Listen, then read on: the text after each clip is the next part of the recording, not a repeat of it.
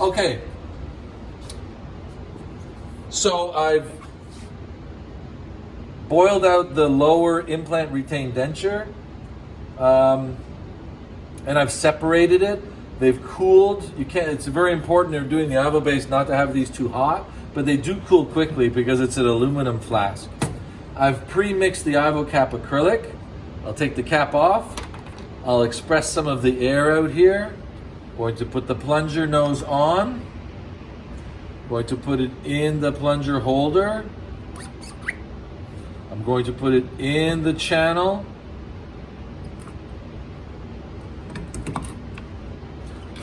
That I've invested. Make sure that it's clear of any debris. I'm going to securely close the flask. And here are the clips that we discussed earlier in the previous video. They're a little bit cumbersome to put on. Keep your other hand holding the flask together. Clip and close. No hydraulic press here whatsoever. Now, I'm going to open up the door. The green light means it's on. If you can see here, we've got green light. It was green. Okay. I'm going to select the acrylic. Number 1 is hybrid. Number 2 is the high impact Ivobase.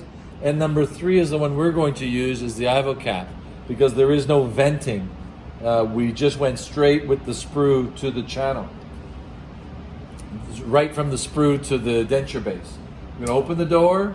You can see the plunger head here is going to depress the acrylic into the mold.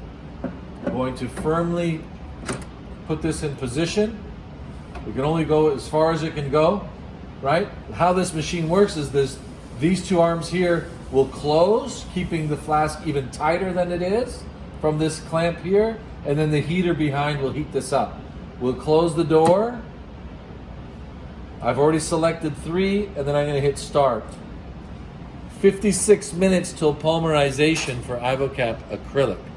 Now, if I want to reduce more residual monomer, there's a button here, RMR, which means it'll go an extra 10 minutes to reduce even more residual monomer.